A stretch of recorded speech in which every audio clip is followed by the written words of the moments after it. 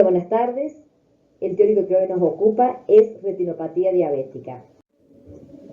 ¿Por qué es importante la retinopatía diabética? Porque el diabético tiene un 25% más de posibilidad de hacer ceguera que la población general. Porque es la causa más frecuente de ceguera legal en personas jóvenes, en edad productiva. Y porque queremos derribar mitos y decir que es común en ambas formas de diabetes, no solamente en el diabético tipo 1. ¿Cuáles son los factores de riesgo para desarrollar retinopatía en el diabético? Dos fundamentalmente. El tiempo de evolución de la diabetes, por eso decimos que es una complicación tardía y mientras más tiempo de diabético, más posibilidad de hacer retinopatía. Y segundo, el control metabólico que lleve ese paciente. Hay otros riesgos, pero por supuesto de menor importancia, como embarazo, hipertensión, enfermedades renales, obesidad, etc. Me interesa que acá entiendan la fisiopatogenia de por qué se produce la retinopatía en el diabético. Decimos que es una microangiopatía y afecta obviamente a los pequeños vasos, como arteriolas, capilares o vénulas. Hay dos cosas que quiero que se les graben en la fisiopatogenia de la diabetes.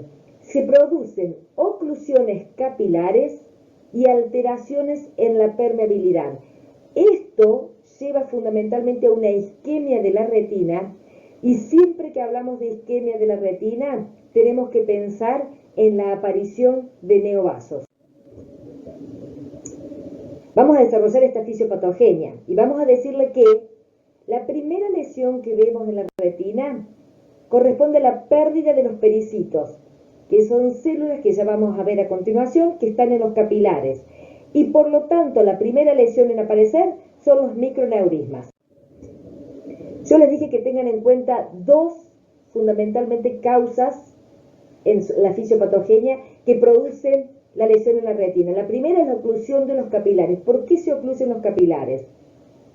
Porque las glucemias prolongadas producen un engrosamiento de la membrana basal del capilar, un aumento de la adhesividad y por lo tanto de la agregación plaquetaria, y también lesiones en el endotelio, alteraciones, sobre todo aumentan la rigidez del eritrocito. En segundo lugar, les dije que había alteración de la permeabilidad. Todos conocemos que la retina tiene una membrana hematorretiniana. ¿Qué quiere decir esto? Que ningún componente de la sangre de los vasos de la retina pasan en condiciones normales hacia el intersticio de la retina. El diabético empieza a perder esa integridad y por lo tanto elementos de la sangre empiezan a salir desde los vasos y van hacia la retina. Esto va a traer aparejado la aparición de hemorragias, o sea, sangre entera, exudados, edemas de retinas, etc.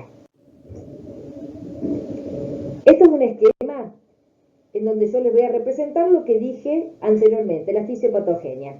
Lo primero que se pierde, dije, son los pericitos, son esas células en forma de rombo que tienen la pared de los capilares.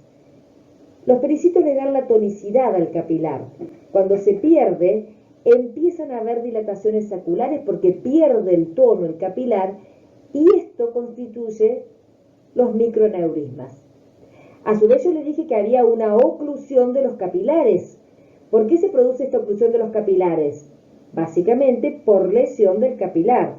Hay un engrosamiento de la membrana basal del capilar, hay una agregación plaquetaria anómala, hay una lesión del endotelio y hay una rigidez de los eritrocitos. Todo eso va a llevar a que se empiecen a ocluir. A su vez, dijimos que hay una alteración en la membrana hematorretiniana de la retina. ¿Y qué pasa con esto? Empieza a haber edema en esta zona donde está alterada, empieza a haber lipoproteínas. En este esquema no está dibujado, pero puede haber hemorragias también. ¿Y qué le pasa a ese territorio finalmente? Por todos los cambios descritos anteriormente, empieza a haber isquemia. Eso es lo más importante, empieza a haber isquemia. Fíjense acá, totalmente ocluidos los capilares, por supuesto que hay edema en ese sector representado por estos puntos, y esa zona entra en isquemia. Cuando empieza en isquemia, aparecen otras lesiones en la retina. ¿Cuáles son las lesiones que aparecen? Las uniones entre las arteriolas y las vénulas. Son shunts arteriovenosos que intenta suplir esa zona de isquemia. A su vez, empiezan a secretarse sustancias de formación de neovasos. Estas sustancias, debiera decir acá, vasoformadoras, porque son muchas. Estas sustancias hacen que empiecen a crecer neovasos desde los vasos de la retina, y si son muy abundantes la secreción de estas sustancias, empiezan a crecer vasos también desde los vasos del iris, haciendo una rubiosis iriris.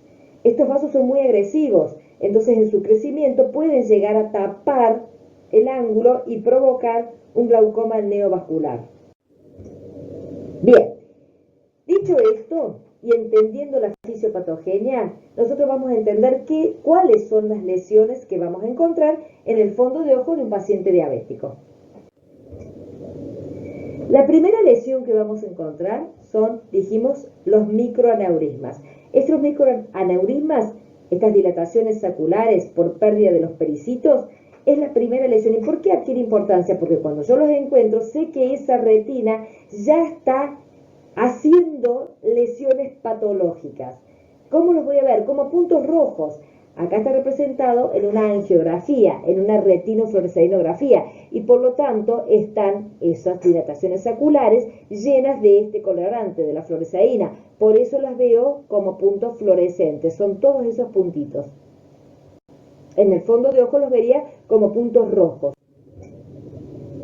¿Qué otra lesión puedo encontrar? Exudados duros. Son acúmulos de lipoproteínas que salen obviamente de la sangre y se acumulan en la retina. Estas son las lipoproteínas. Fíjense, son de color blanco amarillento, son de bordes netos. ¿Qué puedo encontrar? Hemorragias. Sale sangre entera y encuentro hemorragias. Depende dónde se localice esta hemorragia en la retina, puedo decir que son en llama o en punto. Si están en la capa de fibras, voy a ver hemorragias en llama. Si son en la capa de los núcleos de la retina, voy a ver que son en manchas de paleta del pintor, se llama, como estas que les estoy presentando acá. Estas son hemorragias en llama, bien características. Fíjense, casi parecen acompañar los diferentes haces de los axones en la capa de las fibras. Otra lesión que va a aparecer son los exudados blandos. Los exudados blandos ya representan algo con un poco más de compromiso. ¿Por qué? Porque representan isquemia de zonas de la retina. ¿Qué zonas precisamente?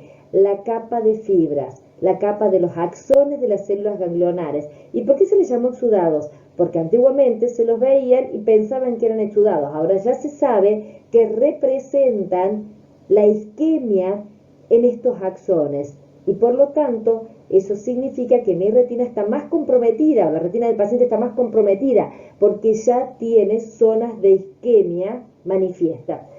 ¿Cómo los puedo ver yo estos exudados blandos o exudados algodonosos? Son exudados que son, fíjense acá, de bordes menos netos, más blancuzcos. Esto, otra diapositiva en donde les muestra exudados acá blandos, fíjense bordes poco netos, fíjense acá, otro exudado blando, acá una zona de hemorragia, estas hemorragias en llama, o sea en capa de fibras. Y si la isquemia está y continúa, aparecen estas uniones entre arteriolas y vénulas, lo que nosotros llamamos anomalías microvasculares intrarretinales.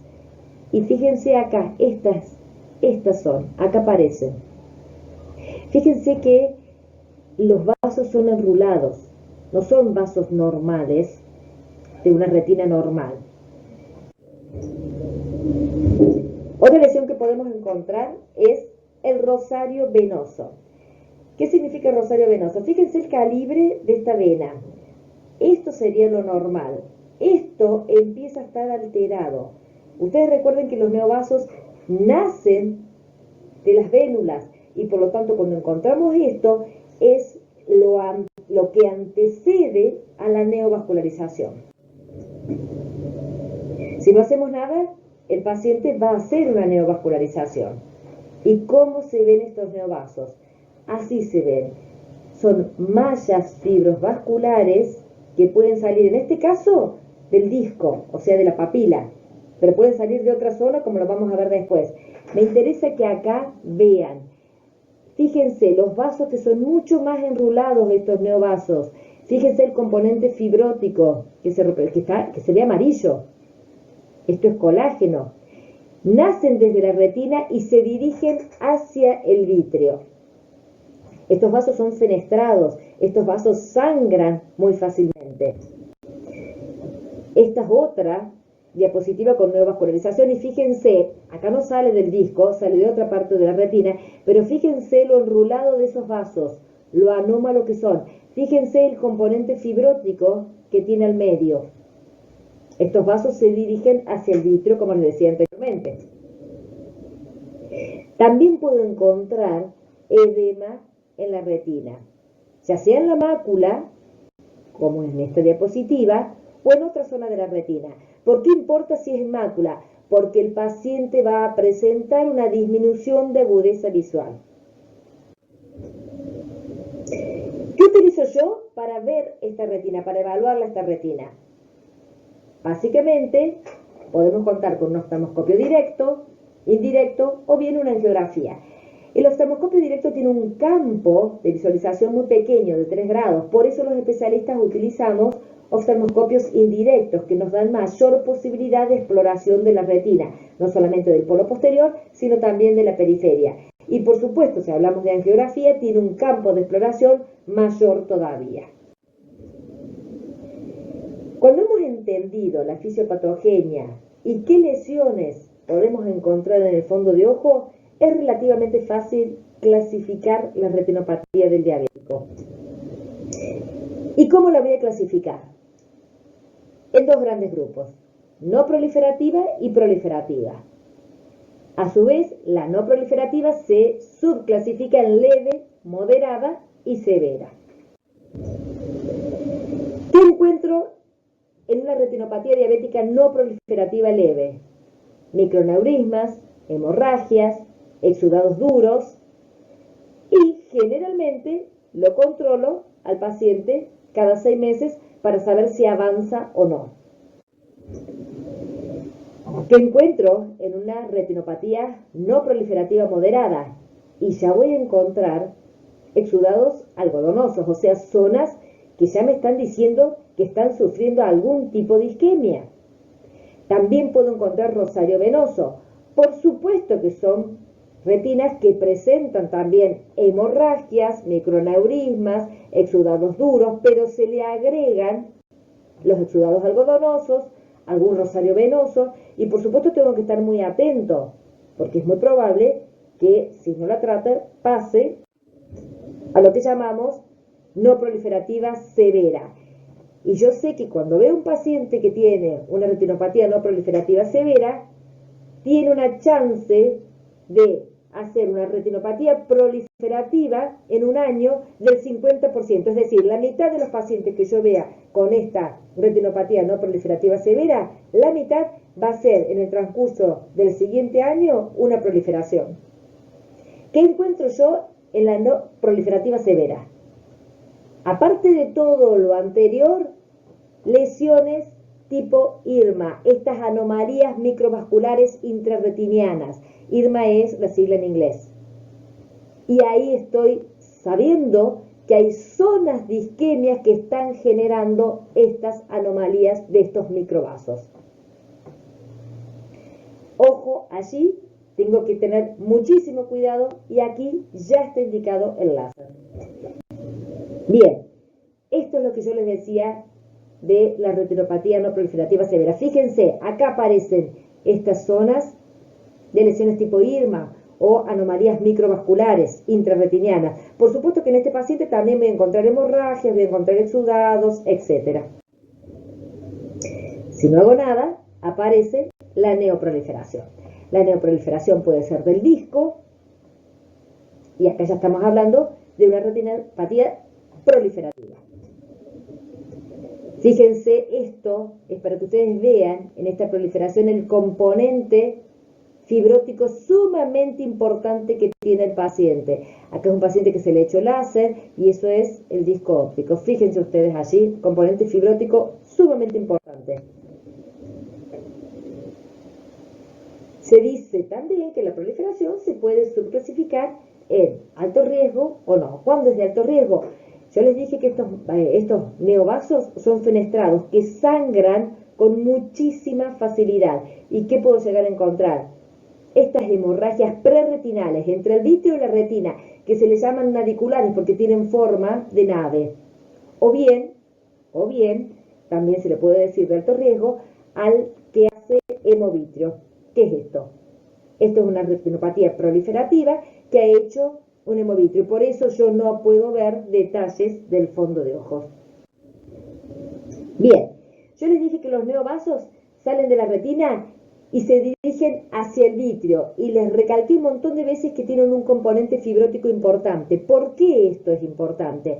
Porque ese componente de colágeno comienza a retraerse y comienza a tironear desde el vitrio a la retina. Este es un esquema en donde aparecieron los neovasos de la retina, se dirigieron hacia el vitrio y empiezan a tironear la retina desde el vitrio. ¿Y qué es lo que termina generando esto en el diabético? El desprendimiento de retina. En esta foto, fíjense, todo esto es retina desprendida. Esto es la retina que está aplicada. Fíjense el componente fibrótico sumamente importante y fíjense las hemorragias que tiene este paciente. Obviamente estamos hablando de un desprendimiento de retina por la neoproliferación que generó este paciente. Esta es una foto para que recuerden que el paciente puede perder la visión, puede disminuir su visión por edema macular. Tenga o no tenga proliferación, la pérdida de esta barrera hematorretiniana puede hacer que aparezca este edema macular. ¿Cómo se ve el edema macular? Como lo veíamos antes con la oftalmoscopía indirecta. ¿Cómo se ve en una tomografía de retina? Esto debiera ser lo normal. Esta es la mácula, estos son los fotorreceptores. Así se ve. Quistes intrarretinales. Así se ve el edema macular. Bien. ¿Cuál es el tratamiento que hago para esta retina? Está indicado láser cuando hay un edema macular y yo puedo localizar los puntos de fuga de esa trasudación o de ese plasma. Está indicada la retinopatía no proliferativa severa y está indicado obviamente en la retinopatía proliferativa. La vitrectomía está indicada cuando ya hay una hemorragia vítrea o obviamente cuando hay un desprendimiento de retina y tengo que reaplicar la retina y cortar todas las zonas de adherencia que me están tironeando la retina. Esto es un esquema en donde se ve cómo se hace el láser. Esto es una panfotocoagulación.